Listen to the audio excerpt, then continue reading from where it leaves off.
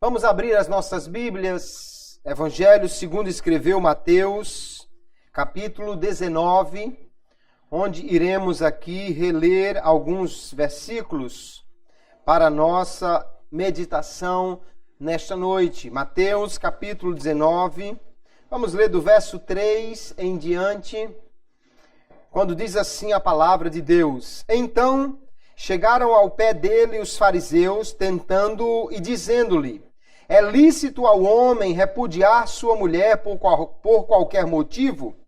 Ele, porém, respondendo, disse-lhes: Não tendes lido que no princípio o Criador os fez macho e fêmea, e disse: Portanto, deixará o homem pai e mãe, e se unirá à sua mulher, e serão dois numa só carne?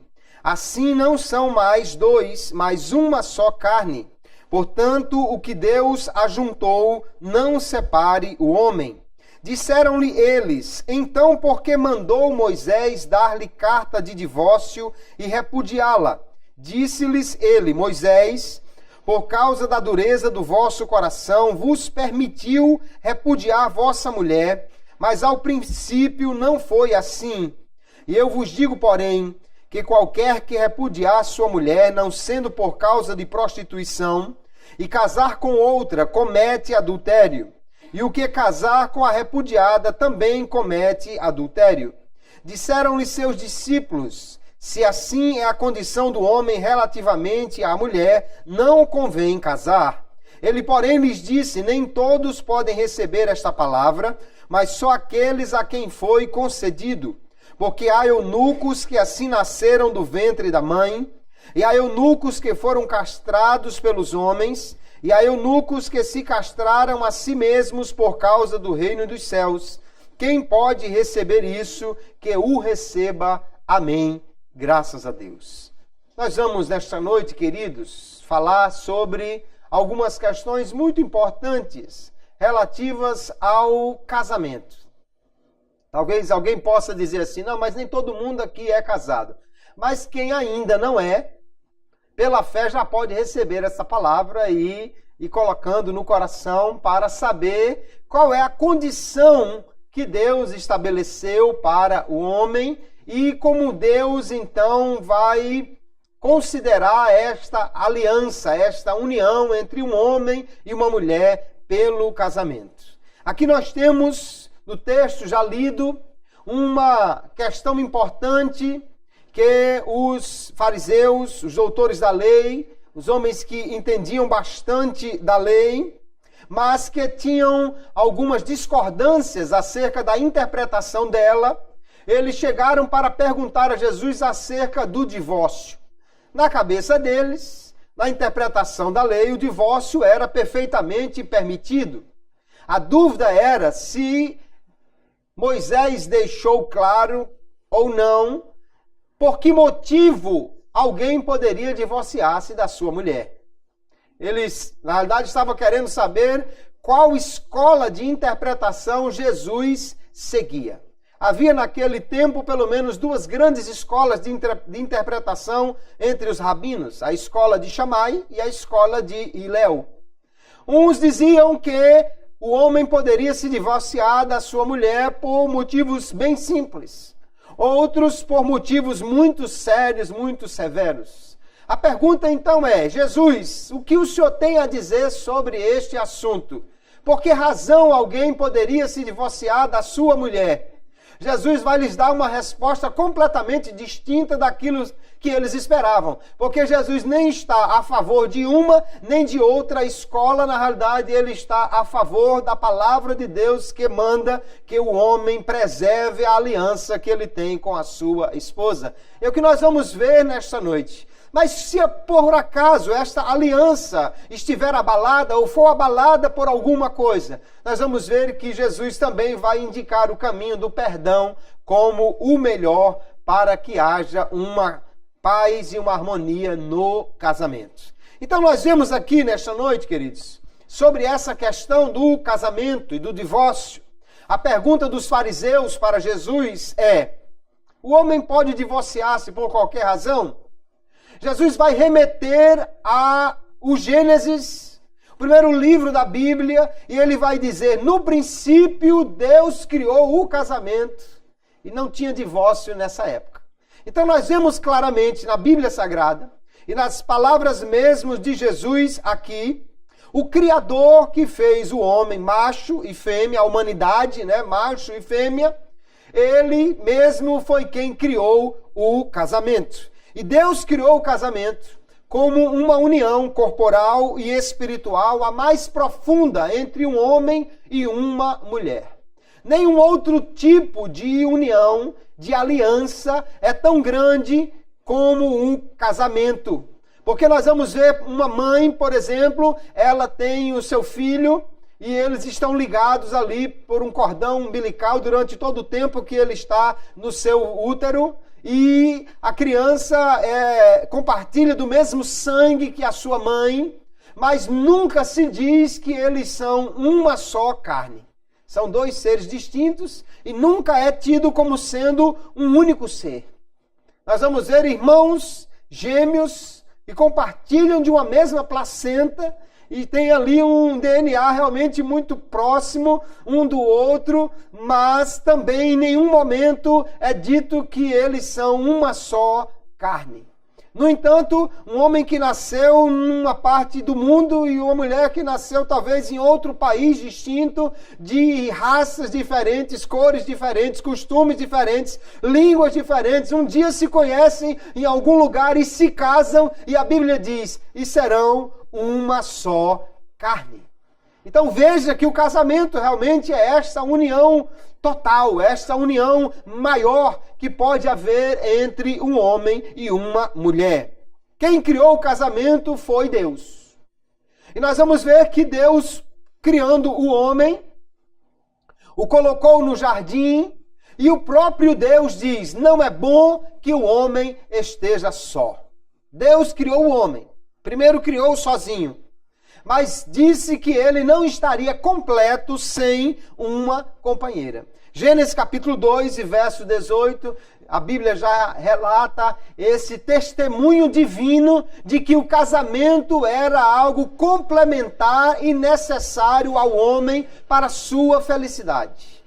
O homem e a mulher se complementam no casamento e são mais felizes. E são abençoados um pelo outro, e se realizam melhor do que estando sozinhos. Não sou eu que estou dizendo isso, é a palavra de Deus, foi o próprio Deus quem disse, não é bom que o homem esteja só. Deus então criou uma companheira para o homem, criou uma mulher e apresentou a Adão. Adão, ao receber este presente de Deus, na verdade, toda a humanidade foi presenteada assim, não é? Porque ali então poderiam surgir os filhos. Ele disse, esta é osso dos meus ossos, carne da minha carne. Ele então já profetiza. E é interessante que Adão realmente profetizou, porque ele disse, deixará o homem seu pai e sua mãe, uma coisa que ele não tinha. Nem tinha pai e nem tinha mãe, mas ele disse, deixará o homem seu pai e sua mãe, se unirá à sua mulher e serão uma só carne. Estava aí então criada a maior instituição que Deus colocou sobre esta terra no que diz respeito aos relacionamentos humanos, que é o casamento. Porque obviamente a maior de todas as instituições que Deus colocou neste mundo foi a igreja. Mas ela diz respeito aos relacionamentos, principalmente do homem com Deus. No aspecto dos relacionamentos humanos, o casamento é a maior de todas as instituições. Foi o Senhor quem estabeleceu. E note que nas palavras de Jesus, ele disse, o Criador fez macho e fêmea. Então não há uma terceira opção, né? Nos dizeres de Jesus fica claro que a criação envolve apenas o macho e a fêmea. Não há uma outra opção aqui, e ele diz, o homem deixará seu pai e sua mãe, se unirá à sua mulher, e serão dois numa só carne. Assim, ele diz, não são mais dois, mas uma só carne. Então Jesus está interpretando que o casamento é uma aliança, É um pacto que um homem e uma mulher assumem diante de Deus. Porque ele vai dizer, o que Deus uniu, ou o que Deus ajuntou, não separe o homem. Mas alguém vai dizer, não, e se o casamento não foi feito na igreja? Na realidade, Jesus não está considerando aqui que o casamento de Adão foi feito numa igreja. Não está considerando que houve sequer um pastor para fazer a cerimônia, porque não tinha nenhum. Então, na realidade, todo homem que se une à sua mulher e um perante o outro dão a sua palavra de viverem unidos, de se juntarem, eles estão casando diante de Deus. Eles estão casando debaixo dessa instituição ou dentro dessa instituição que Deus criou, que é o casamento. Assim, então, o que Deus considera no casamento é que há uma aliança, um pacto.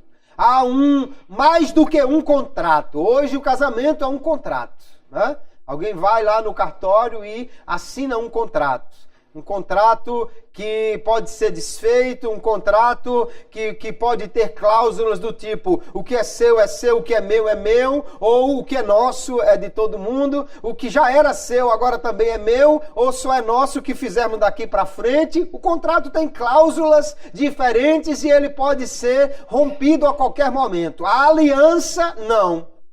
A aliança não é um contrato. A aliança é muito mais do que isso. A aliança é uma união, um pacto que, segundo a palavra de Deus, deve durar por toda a vida. Enquanto os dois viverem, esta é a validade desta aliança que o homem faz diante de Deus com a sua mulher. E é interessante perceber que, segundo a palavra de Deus, o casamento relega os outros vínculos a um papel secundário. O homem nasceu, tem seu pai e sua mãe. E a Bíblia diz que o homem deve honrar seu pai, deve honrar sua mãe. A Bíblia diz que os filhos devem ser obedientes aos pais. Há algumas coisas na lei, por exemplo, Números capítulo 30 diz que se uma mulher solteira fizesse um voto ao Senhor e seu pai não concordasse com o voto estaria desfeito. Porque ela estava debaixo da autoridade do pai. Mas quando eles se casam, Jesus disse, deixará o homem, seu pai e sua mãe, e se unirá à sua mulher. Então, aquele vínculo que ele tinha com o pai e com a mãe continua existindo, é um vínculo que deve ser respeitado, é uma bênção, ele ainda continua sendo filho, mas agora deixou papai e mamãe e se uniu à sua mulher. Então, esta união aqui é agora mais importante do que aquela primeira. Porque o mesmo versículo, o mesmo texto lá de Números 30 diz, mas se a mulher for casada e fizer um voto e seu marido não concordar, já não se fala mais do pai. Porque ela não está mais debaixo da autoridade dele neste sentido. Agora ela tem uma outra autoridade sobre si dentro do casamento que é o marido. Veja que então o casamento, ele não anula, mas ele coloca os outros relacionamentos, os outros tipos de vínculos humanos num papel secundário. E agora o casamento, passa a ser a principal aliança, o principal pacto, a principal relação entre essas duas pessoas que se unem dentro do casamento, do matrimônio.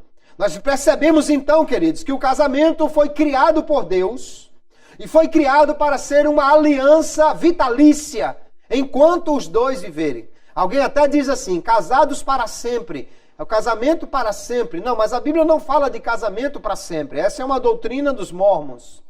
O casamento é enquanto os dois viverem, porque no céu ninguém vai continuar casado.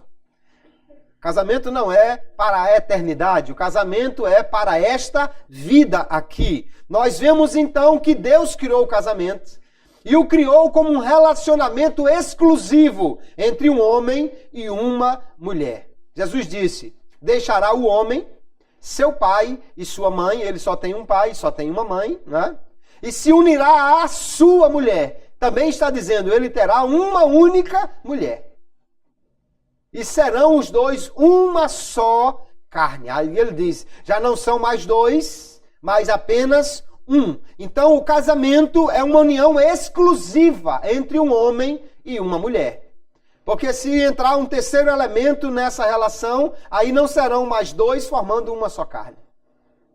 Aí já passa a ser uma outra história completamente diferente. Deixará o homem, disse o Senhor, seu pai, sua mãe, apegar-se-á à sua mulher e serão uma só carne. Esse texto foi citado por Jesus, foi citado por Paulo e foi profetizado por Adão. Então, tanto no Antigo quanto no Novo Testamento, ele está perfeitamente referido. O casamento, então, é uma união total. É uma união física, serão uma só carne. É uma união emocional, agora não são mais dois, são um. É uma união intelectual e até espiritual, porque nós vamos ver que o tipo de relação que há no casamento é apontado por Paulo como sendo também o tipo de relacionamento que deve haver entre Cristo e a igreja. Essa união total, irmãos, só pode existir entre duas pessoas. É impossível que alguém se una totalmente a uma pessoa e a outra. Porque se você dividir metade do coração para uma e metade do coração para outra, ou tipo Dona Flor, metade do coração para um e metade do coração para outro, não é uma união total, obviamente. Não se pode dizer que há uma união perfeita entre dois desses três aí. Só é possível essa união total serem uma só carne se forem apenas dois. Isso exclui, então, a infidelidade como sendo algo normal nos relacionamentos. Porque há gente por aí pregando, alguns dizem até que o exame do DNA, o exame de não sei de quê, diz que não, o homem não é um ser monogâmico, é um ser que foi criado mesmo para ter várias parceiras, e isso é uma expressão da sua masculinidade, ou é normal entre as raças. Isso é mentira. Porque o Deus que criou o homem, e ninguém conhece melhor a criatura do que aquele que a criou, ninguém conhece melhor a peça do que o fabricante, ele disse, serão os dois uma só carne. Ele planejou o casamento para ser uma união total e exclusiva, portanto a infidelidade não é algo natural, não é algo próprio do homem, é algo próprio sim do pecado que se alojou na humanidade depois da queda. Então nós vamos ver, queridos, que a união no casamento é algo mais completo do que simplesmente duas pessoas morando juntas ou duas pessoas tendo um relacionamento. Essa união física, ela tem até um sentido espiritual, porque nós vamos ver exatamente que a união entre o marido e a mulher é usada por Paulo para falar também da união entre Cristo e a igreja. Quando os dois estão unidos, homem e mulher, estão unidos no corpo, estão unidos na alma e estão até de alguma maneira unidos no espírito. Pelo menos deveria ser assim, porque a Bíblia recomenda que haja uma só fé no matrimônio, não se deve juntar-se alguém em um jugo desigual. Então, o planejamento de Deus é que o casamento fosse uma união total entre um homem e uma mulher. Esse relacionamento é exclusivo. É para ser um para a outra e ninguém mais. Foi Jesus quem declarou isso. O Pai, no princípio, os fez assim, para estarem nesse relacionamento exclusivo. Então, para Jesus, o casamento é uma união indissolúvel. A única coisa que pode dissolver o casamento para Jesus é a morte. Ele então não está considerando o divórcio aqui. Dois se tornam um. A morte apenas poderia separá-las. Essa é a intenção de Deus para o casamento. Jesus confirma isso com as palavras no final do verso 6. O que Deus ajuntou, não o separe o homem. Quando ele diz o homem, obviamente inclui o homem, a mulher, o homem que é o casado, a mulher que é a esposa, o homem que está lá fora ou a mulher que está lá fora. Ou seja, na verdade ele está dizendo, ninguém separe. Ninguém separe. A única coisa que pode separar esse casamento é algo que põe fim à existência de um deles dois. A morte ou a ida de um dos dois para o céu, enfim.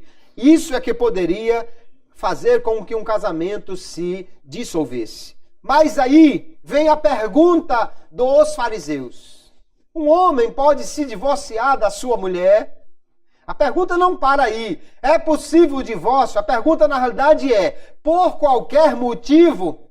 Eles querem saber se o homem pode se divorciar por qualquer coisa. Eles estão se referindo a o que está lá em Deuteronômio capítulo 24, quando na lei de Moisés falava sobre o divórcio. E o texto da lei diz assim: quando um homem tomar uma mulher e se casar com ela, então será que, se não achar graça em seus olhos, por nela achar coisa feia, ele lhe fará escrito de repúdio e lhe dará na sua mão e a despedirá da sua casa.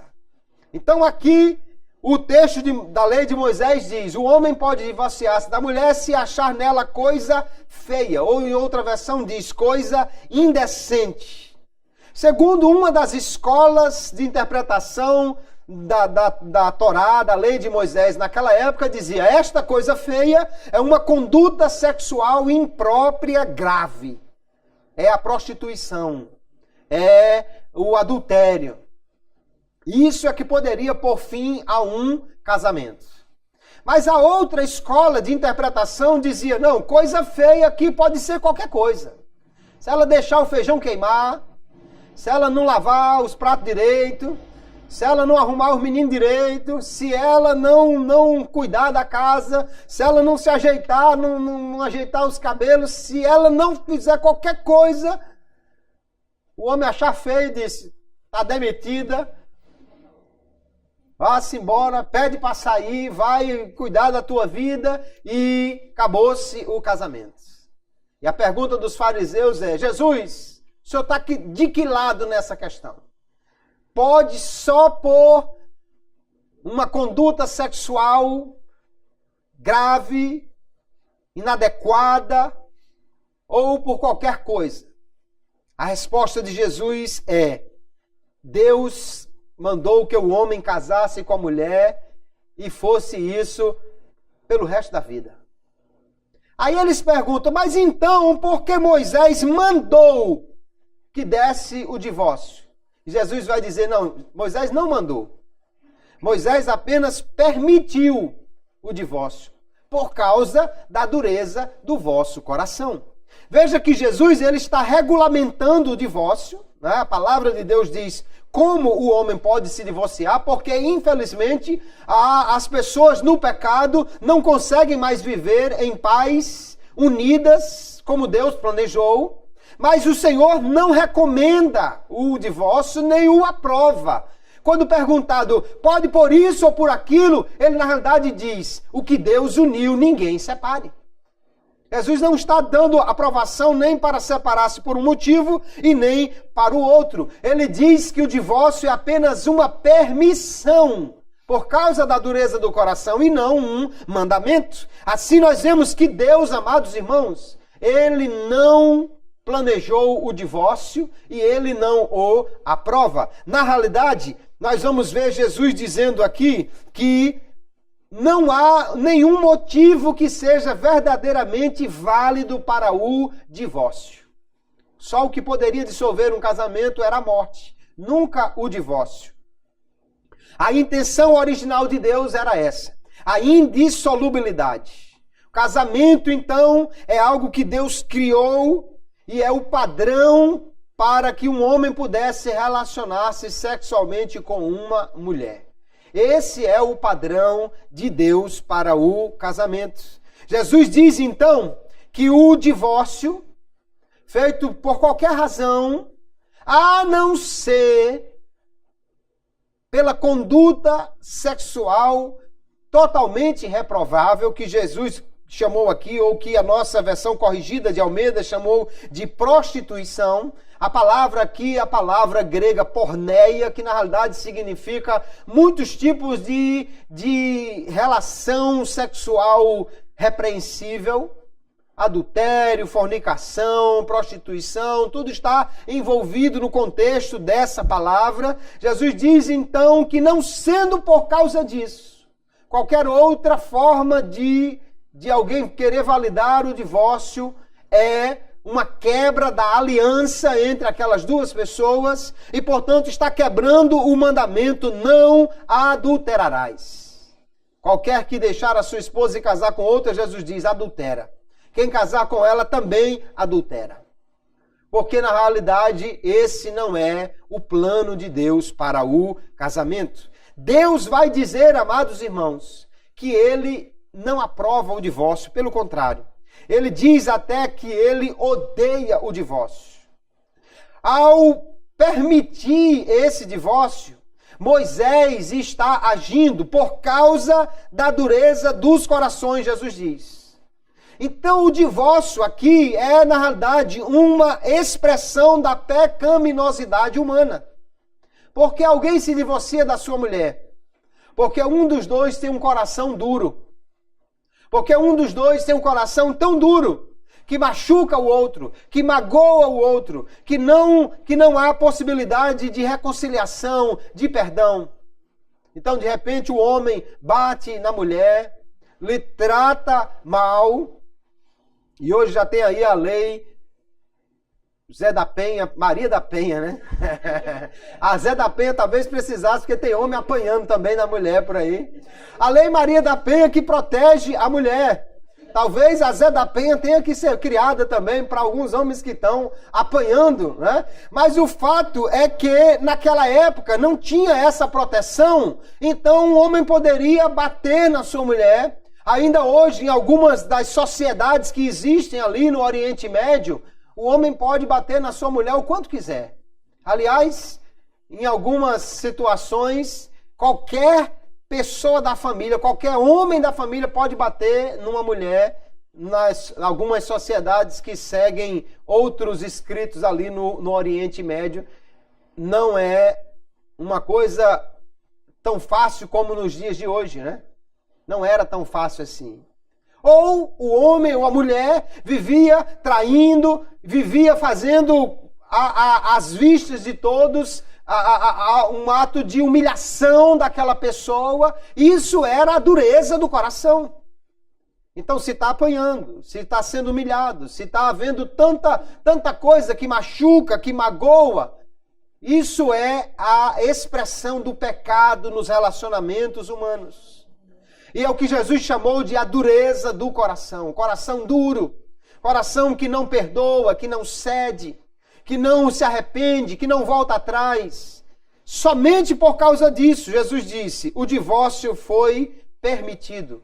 Mas a palavra de Deus, aqui no livro do profeta Malaquias, capítulo 2, Deus vai dizer com todas as letras, pois eu detesto o divórcio, diz o Senhor Deus de Israel. E aquele que cobre de violência o seu vestido, portanto, cuidai de vós mesmos, diz o Senhor dos Exércitos, e não sejais infiéis. Veja que Deus está dizendo que não aprova de maneira nenhuma o divórcio. Por quê? Porque o divórcio só existe por causa do pecado, do coração duro. Esse não é o projeto de Deus. Não foi assim que Deus planejou o casamento. Então quer dizer que ninguém pode se divorciar. Não, Jesus está dizendo que há aqui motivos. Mas que Deus não planejou que fosse assim. Porque, obviamente, como vimos, uma união total entre um homem e uma mulher, como é o casamento, essa aliança que existe ali, não deveria jamais ter qualquer expressão de infidelidade. Se há infidelidade e não há como solucionar, Jesus disse, a não ser por causa disso. Mas esse não foi o projeto de Deus para o casamento. Se você está pensando em se casar, ou se você já está casado com a sua única e primeira mulher, ou com o seu único e primeiro marido, esse é o projeto de Deus para a vida do homem e da mulher. Esse é o projeto de Deus. Até mesmo essa opção, a não ser por causa da prostituição, Jesus diz que é apenas uma permissão. Ou seja, pode ser desfeito, mas ele não quer dizer que tem que ser desfeito. Por quê? Porque o perdão sempre foi uma questão a ser considerada, foi o que Jesus ensinou. Houve uma infidelidade, mas há a possibilidade de perdão, de reconciliação, de continuar. Então isso deve ser buscado antes de qualquer outra coisa. Porque Jesus ensinou assim em Lucas capítulo 17, se alguém pecar contra ti 7 vezes no dia, não é possível que o sujeito tenha essa taxa de traição aqui, aí é demais, né? E 7 vezes no dia vier ter contigo dizendo arrependo-me, perdoa-lhe. Obviamente, os 7 vezes no dia aqui é uma expressão idiomática, né? É uma expressão para falar de um sem fim de vezes. De um número inexpressivo. O 7 aqui significa o total, o completo, ou seja, quantas vezes ele pecar e se arrepender deve ser considerado, então, o perdão. Nós, queridos irmãos, vemos então que esse é o projeto de Deus para o casamento, a indissolubilidade. Ele deve permanecer até que a morte os separe. Entre os gregos, quando o apóstolo Paulo vai escrever a epístola aos Coríntios, ele está escrevendo lá para os crentes na cidade de Corinto, que viviam dentro daquele ambiente, né, com uma sociedade na estrutura greco-romana. Dentro daquele ambiente, tanto entre os gregos quanto entre os romanos, o homem e a mulher, qualquer um dos dois poderia pedir o divórcio. Na lei de Moisés, não. Só o homem poderia dar o divórcio. A mulher não podia dar divórcio. Ela só podia pedir. Não podia dar o divórcio. Até hoje é assim. Tanto é que outro dia eu vi uma reportagem dos fiéis que estão presos. Tem gente que não quer dar o divórcio de jeito nenhum. A polícia prende para ver se o sujeito amolece o coração e dá o divórcio para a mulher. Ele é tão fiel que não quer de jeito nenhum. Vai preso, mas não dá o divórcio à mulher. Isso é uma coisa interessante, isso acontece em Israel. Mas aqui, quando Paulo escreve para os crentes, mesmo naquele ambiente greco-romano lá de Corinto, ele diz que o cristão, sendo casado com um não crente, ele não deve querer o divórcio. Veja o texto de 1 Coríntios capítulo 7, verso 12. Mas aos outros digo eu, não o Senhor, os casados, né? Se algum irmão tem mulher descrente, e ela consente habitar com ele, não a deixe. Da mesma forma, ele vai dizer, se a irmã tem um marido não crente, e se ele consente em viver com ela, não deixe. Nunca deve partir do crente a iniciativa de pedir o divórcio, de querer se separar, de querer afastar-se daquele casamento, de quebrar aquela aliança, porque esse não é o projeto de Deus. Veja que ainda que fosse... que houvesse uma diferença muito grande, no caso aqui uma diferença de fé, uma diferença religiosa, a mulher aceitou a Jesus e o marido não, ou o contrário, ainda assim se houvesse uma possibilidade de viverem juntos, de haver uma conciliação, se fosse possível, o casamento deveria ser preservado. E o cônjuge incrédulo deveria ser conduzido a Cristo pelo comportamento daquele que era crente. Como está lá em 1 Pedro capítulo 3, onde ele diz, semelhantemente vós mulheres seres sujeitas aos vossos próprios maridos, para que também, se alguns não obedecem à palavra, pelo porte de suas mulheres, sejam ganhos sem palavra. Então o cônjuge crente, em vez de pedir o divórcio ou se separar do outro, o que ele deveria fazer é, há a possibilidade de viver juntos, amém, então vamos continuar. E ele comportar-se como um crente fiel. O outro seria alcançado por esse comportamento como um testemunho de mudança de vida, que impactaria a sua vida e faria com que ele também desejasse esta fé em Jesus. Esse é o projeto de Deus para o casamento. Então, queridos irmãos, nós percebemos aqui que o casamento, conforme Jesus disse, deve ser por toda a vida.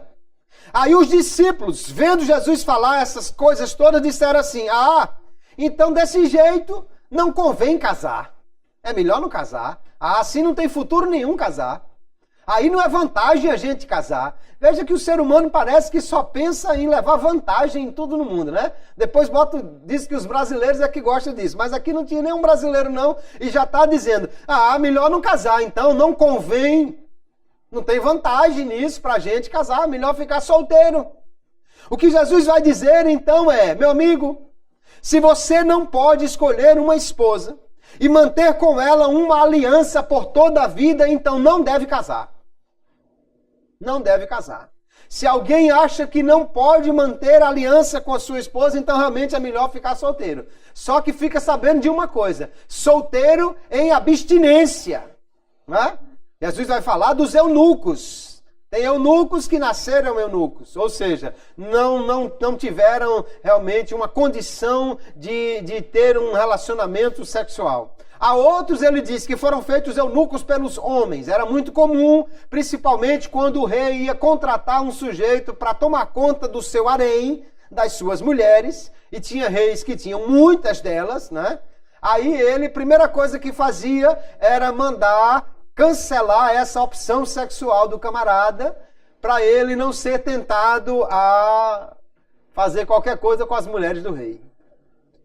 Só que tinha gente, na realidade, que gostava disso, assim, que optava por isso. Por quê? Ele abria mão dessa sua vida sexual, mas em compensação, ele ia viver o resto da vida no palácio, comendo do bom e do melhor, no luxo, ia ser uma pessoa importante, ia viver daquele jeito. Tinha gente que abria mão da sua vida sexual, porque às vezes se não fosse aquilo, ele seria um camponês, um lavrador, ia trabalhar duro e não ia ter nada de luxo, e ele preferia então o luxo do que o sexo. Mas Jesus vai dizer também, há eunucos que se tornaram assim por causa do reino dos céus. O eunuco aqui não precisa ser necessariamente aquele literalmente castrado, mas aquele que abriu mão da sua opção sexual, da sua atividade sexual. Então, aquele que resolve não casar, porque acha que não pode manter essa união vitalícia, essa aliança vitalícia com a sua mulher, a opção para ele seria essa. A abstinência completa por toda a vida. E aí talvez alguns discípulos já voltaram atrás. Opa, peraí, sendo assim, então vamos pensar direito esse negócio. O que Jesus vai dizer é, isso não é para todo mundo, de fato. Não é todo mundo que pode casar e viver em união perfeita e fiel à sua esposa. Isso só é possível porque a graça de Deus capacita o homem para isso. Agora, todo homem recebe a graça de Deus. Se ele não faz uso dela para isso, é porque ele mesmo não quer. Isso não é uma condição do homem simplesmente, mas é uma condição que Deus dá a todos. O que Jesus está dizendo é, olha, isso não é para todos, mas só para aqueles a quem foi concedido. No entanto, a graça de Deus, nós entendemos que ela é concedida a todos os homens. O que Jesus está dizendo é, aquele que se mantiver fiel, não bata no peito achando que é porque você é bonzinho. É a graça de Deus que nos dá a condição de vivermos em fidelidade no casamento. Não é pecado, então, alguém não casar. Aquela turma que está naquela equipe do SAA, né? Solteiros até o arrebatamento, não tem problema nenhum. Pode continuar, se a sua opção é essa, pode continuar. Não é pecado não casar. O pecado é casar e depois querer desfazer esse compromisso por qualquer coisa. Isso sim é que a Bíblia não admite. Então, alguém que está casado, alguém que tem a sua esposa, deve vigiar para não permitir que alguma coisa quebre essa aliança no casamento. Nós precisamos cada dia vigiar, queridos irmãos. E aí é uma coisa interessante que nós precisamos pensar. Todo o tempo, o casamento, ele deve ser analisado, Ele deve ser um fruto constante de um relacionamento que está sendo revisado pelas pessoas. Alguém já comparou o casamento como sendo um jardim. Se você contratar um paisagista e ele fizer um jardim perfeito, com árvores, plantas, flores, grama, tudo certinho, bonitinho, deixar tudo montadinho, lindo. Se você passar um mês sem aguar, já era. Vai logo a grama queimar, as plantas murchar, as flores morrerem e não dá mais nada. Alguém já comparou então o casamento com um jardim. No dia da festa está tudo lindo, maravilhoso. Mas tem que regar todo dia. Porque senão o mato toma de conta, as flores morrem, a grama seca e daqui a pouco desanda tudo. Nós precisamos então, queridos, procurar identificar as falhas no nosso relacionamento. Todo casamento, ele vai encontrando dificuldades. O que nós precisamos é sempre estar avaliando essas dificuldades.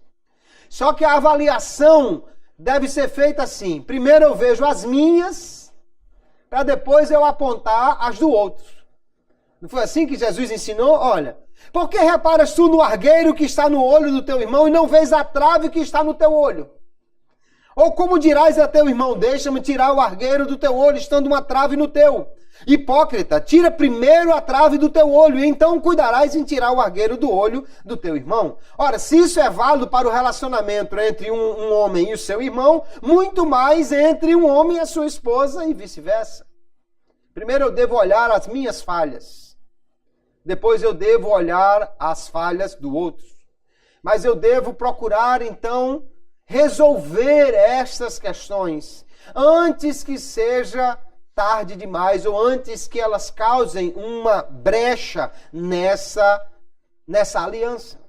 O salmista vai nos dar também uma importante avaliação de como o homem deve se colocar diante de Deus. Ele diz: sonda-me, ó Deus, conhece o meu coração, prova-me e conhece os meus pensamentos e vê se há em mim algum caminho mau e guia-me pelo caminho eterno. Então o homem deve sondar a si mesmo e deve pedir a Deus que sonde o seu coração, que mostre se há alguma coisa errada para ser consertada. Se cada um de nós fizermos assim, amados irmãos, logo veremos as dificuldades que há no relacionamento conjugal. Nós precisamos analisar cada dia como está o meu casamento, como está o meu relacionamento. Em que eu estou pecando ou errando? O que eu estou fazendo de errado? Essa é a primeira pergunta, para depois analisar o que o outro está fazendo. E quando alguém descobre as suas falhas, eu estou falando de falhas ainda muito antes de chegar àquela da infidelidade. Estou falando de pequenas falhas que há no casamento. Às vezes uma palavra dura, às vezes a falta de um carinho, às vezes a falta de atenção, às vezes uma falta de cavalheirismo, uma falta de respeito. E as pessoas devem começar a enxergar isso, para poder ir se corrigindo. E naquilo que verificarem que estão fazendo de errado, o que deve ser feito? O que deve ser feito? Devem confessar as falhas uns aos outros. O cônjuge ao outro, o esposo à esposa, a esposa ao esposo. E também a Deus, porque todo o pecado, em última instância, é contra Deus. A palavra de Deus nos diz assim: o que encobre as suas transgressões nunca prosperará. Aquele que acha que não fez nada de errado, aquele que não procura ver aonde ele está errando e nunca deixa de fazer essa coisa errada, ele nunca vai prosperar naquilo que ele está errando. Se é no casamento, ou se é no trabalho, ou se é na vida financeira, onde ele estiver cometendo aquele erro e nunca se conserta, ele nunca vai prosperar. Mas a palavra de Deus diz: o que confessa, as confessa e deixa, alcançará misericórdia. Esse é o caminho para alguém prosperar. Verificar o que está fazendo. Identifiquei que alguma coisa estou fazendo de errado. Então eu vou e confesso. Peço perdão e deixo de fazer isso. Conserto isso para que o casamento possa prosseguir. Efésios capítulo 4 apóstolo Paulo está tratando dos relacionamentos ali, ele fala dos relacionamentos entre marido, mulher, pai e filho, empregado e patrão, e depois ele vai dizer, de uma maneira geral, a todos os cristãos, que nós devemos perdoar uns aos outros, como Cristo também nos perdoou. Precisamos disso, amados irmãos, perdoar e pedir perdão. Porque sem essa forma de agir, não haverá jamais a restauração da aliança quando ela começa a ser golpeada por erros que nós mesmos cometemos. Eu gosto desse texto de 1 de João, capítulo 1, verso 8. Porque ele coloca todos os homens numa condição e ele diz: se dissermos que não temos pecado, enganamo-nos a nós mesmos e não há verdade em nós. Isso é verdadeiro para o pecado de uma forma em geral e é verdadeiro também para as falhas no casamento. Não existe o homem perfeito e nem a mulher perfeita no casamento. O único homem perfeito que existiu nessa terra não casou, que foi Jesus. Ele não casou porque essa não era a missão dele aqui nesta terra. Mas nenhum homem é perfeito. Nenhuma mulher é perfeita. Todos nós cometemos falhas, irmãos. Ainda que alguém se ache a perfeição no casamento, isso não é verdade. Sabe por quê? Porque o casamento ele é um ajuste entre duas pessoas distintas. Então simplesmente não existe o perfeito. Porque o perfeito tem que se moldar à imperfeição do outro. Então não existe o modelo perfeito. Se fizer assim, assim, assim, assim, vai dar certo. Vai dar certo se a sua mulher gostar de ser assim, assim, assim, assim. Mas se ela gostar que for diferente, já vai dar errado. Tem que haver um ajuste. Então o que o texto está dizendo? Se nós acharmos que não temos nenhuma falha, nenhum pecado, na realidade nós estamos enganando a nós mesmos. E não há verdade em nós. Você comete falhas no seu relacionamento, quer queira, quer não. A questão não é se você comete falhas. A questão é, descubra quais falhas você comete e procure corrigi-las. E aí ele continua. Se confessarmos os nossos pecados, Ele é fiel e justo para nos perdoar os pecados e nos purificar de toda a injustiça. Veja que ele está falando do relacionamento do homem com Deus, mas o mesmo princípio é válido no relacionamento do homem com a mulher. O caminho para a restauração é confessar os pecados, é confessar as falhas e pedir perdão. Então, os cônjuges devem procurar resolver os conflitos no casamento antes que isso vire uma coisa maior. Antes que se torne uma bola de neve. Antes que comece a descer ladeira abaixo. Então, os cônjuges precisam constantemente praticar o perdão. Como isso deve ser feito? Primeiro, precisamos entender que perdão, queridos, não é uma questão de sentimento. Não, eu estou muito magoado, agora não posso perdoar não. Quando eu estiver menos magoado, quando não estiver doendo muito, aí eu vou perdoar. Não, perdão não é uma questão de sentimento. Perdão é uma questão de decisão, de vontade. Perdão é quando nós revogamos o pagamento pelos erros do passado. É quando dizemos, não, está perdoado. Não há mais nada a ser cobrado por isso. Está resolvido. É uma questão de vontade, de atitude. Não é uma questão de memória. Tem gente que diz, não, eu ainda estou me lembrando, então eu não posso perdoar. Imagina então, o elefante não perdoava nunca, né? E quem tem memória boa também não. Não é uma questão de memória, é uma questão de vontade. É uma questão de decisão. Perdão é não guardar mágoa ou ressentimento. Quer dizer que eu não me lembro mais disso? Não, você vai continuar se lembrando. Mas não vai se lembrar com mágoa, nem com ressentimento. Eu me lembro, mas cada vez que me lembro eu digo também, não, mas está perdoado em nome de Jesus. Eu me lembro, não me lembro, mas está perdoado em nome de Jesus. Isso é o verdadeiro perdão. E alguém pode dizer assim, mas como é que eu vou perdoar esse camarada ou essa criatura que só fez isso e eu não fiz nada para ela? Mas o perdão, queridos irmãos, ele é benéfico para os dois.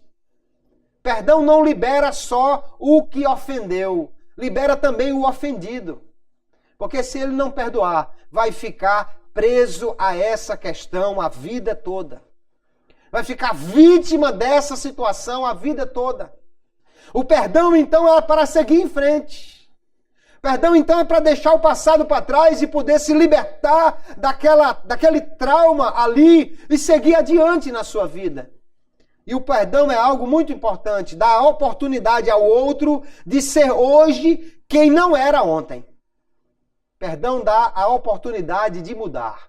Aquele que foi perdoado também precisa entender isso. Você foi perdoado não é para fazer de novo, é para fazer diferente. Você foi perdoado não é para repetir o erro, é para deixá-lo de uma vez por todas. Lembra de Provérbios 28, que confessa e deixa, alcançará misericórdia.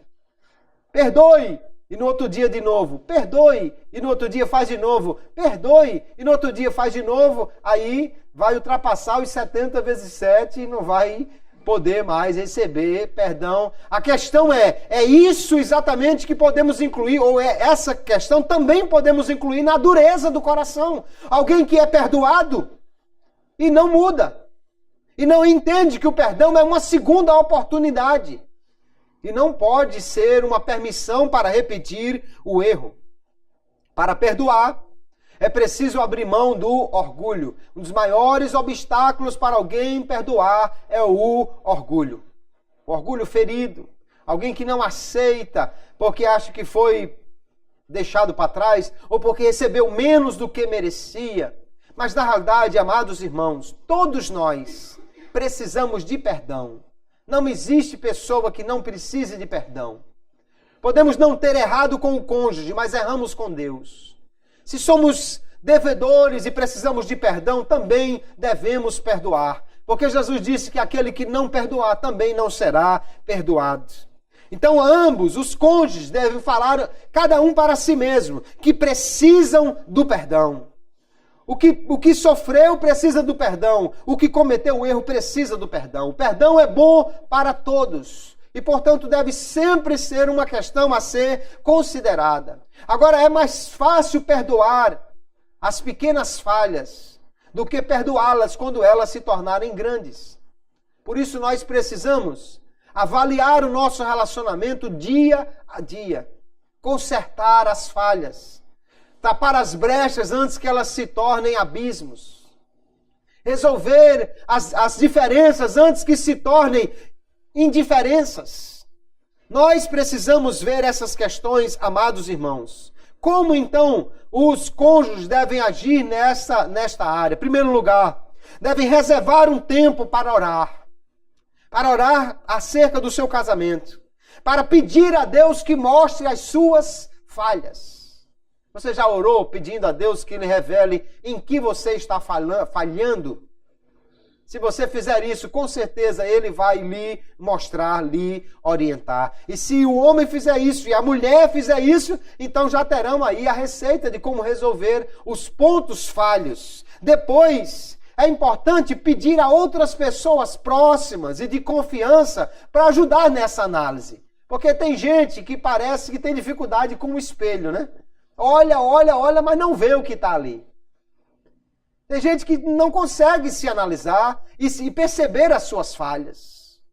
Às vezes, talvez, é porque foi criado num ambiente que homem macho tem que ser assim, tem que fazer assim, que mulher tem que ser desse jeito e tem que fazer assim, e não percebe que aquilo está prejudicando o relacionamento. Então, chamar aqui um filho, se já tem uma idade para isso, né? Um irmão, uma irmã. A sogra é meio perigoso, né? Mas chamar alguém para ajudar nessa análise. Não, as sogras, na realidade, elas enxergam muito bem. É que a tendência delas, se não forem imparciais, é ver mais o defeito do outro do que do filho, né? Ou da filha. Mas as pessoas próximas podem ajudar nesta análise, amados irmãos.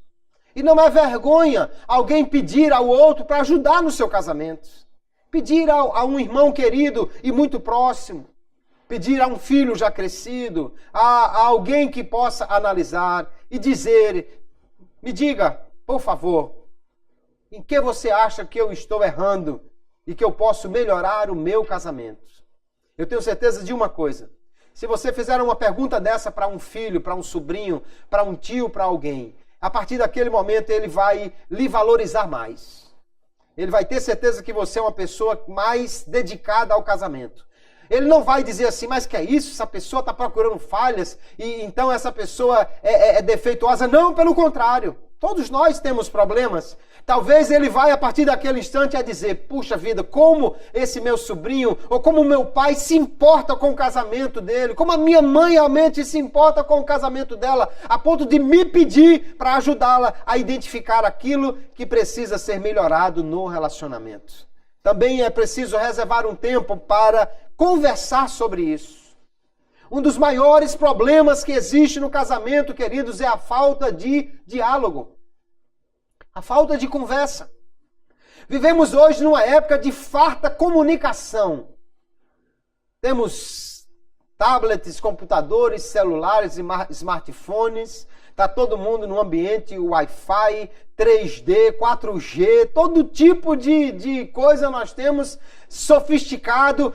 Há uma fartura de comunicação, mas às vezes está uma faltura de verdadeira conversa, de sentar e olhar olho no olho, de mandar os meninos para casa da mãe ou da sogra para ficar sozinho, de pegar um pela mão e caminhar na beira da praia sozinhos, de reservar um tempo para conversarem, para orarem, para falarem sobre o seu relacionamento e procurarem resolver as diferenças. Mutuamente se perdoarem e se colocarem numa situação de pedir perdão.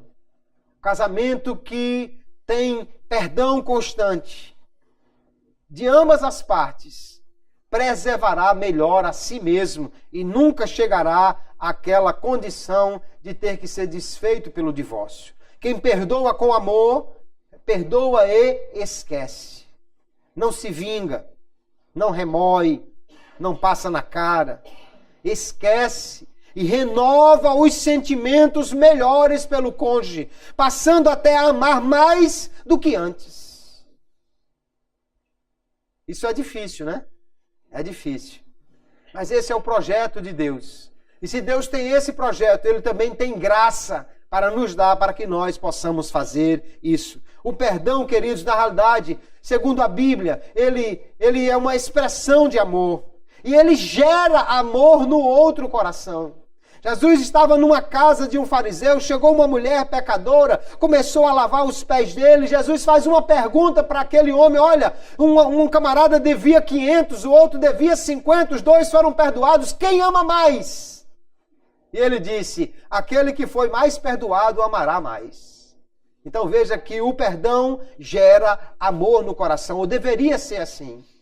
Se você perdoou, deveria amar mais. E se você foi perdoado, aí é que deveria amar mais. E nunca mais repetir os mesmos erros. Esta é a visão de Jesus sobre o casamento. Por que razão alguém poderia dar o divórcio? Jesus disse, pelo projeto original de Deus, por razão nenhuma. Mas por causa do pecado no coração do homem, a infidelidade conjugal seria a única opção. Mas ainda assim, o perdão deve sempre ser considerado. Ah, mas assim não dá para casar. Se não dá para casar, então seja bem-vindo ao clube dos eunucos. Essa é a única opção fora do casamento para aquele que não pode fazer o que a palavra de Deus está recomendando. Mas será que então dá para viver desse jeito? Queridos irmãos, só há uma forma de um homem poder amar uma mulher por toda a vida e de uma mulher amar um homem por toda a vida. É recebendo a graça de Deus e aprendendo com Ele acerca do que é o amor. É cada dia renovando os laços de fidelidade, consertando as brechas e procurando viver de acordo com o que nos ensina a palavra de Deus. O amor é uma criação de Deus, porque o amor humano é uma emanação do próprio Deus. É Deus quem nos dá o amor, é Ele quem derrama o amor no nosso coração, porque Ele, o Senhor, é amor. O amor vem de Deus. O amor é Deus nos ensinando e nos capacitando a viver imitando aquele que é a fonte de todo o amor. Então eu concluo com a citação do texto que o apóstolo Paulo celebra o amor. 1 Coríntios capítulo 13.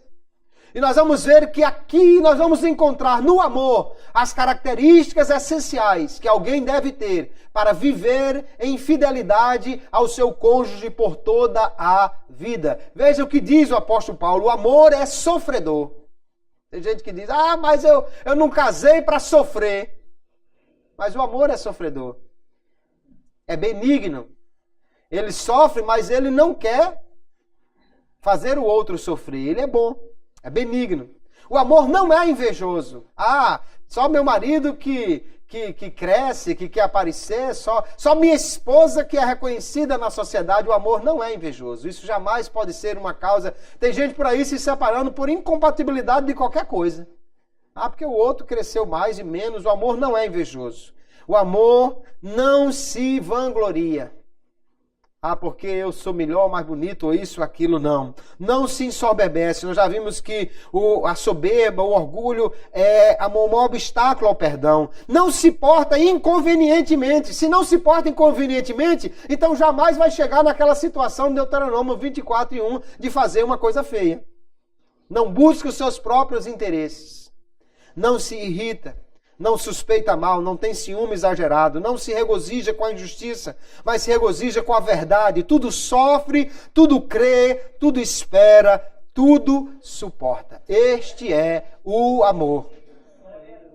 Mas eu não tenho isso, então peça a Deus, porque Ele tem.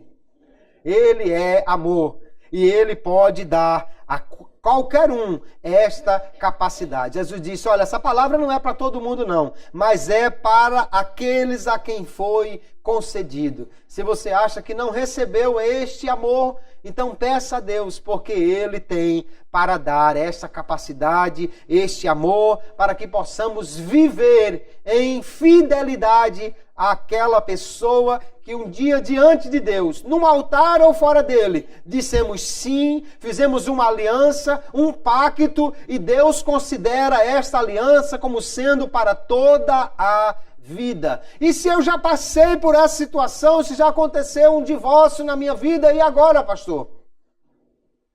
Então procure viver hoje como deveria ter sido o primeiro.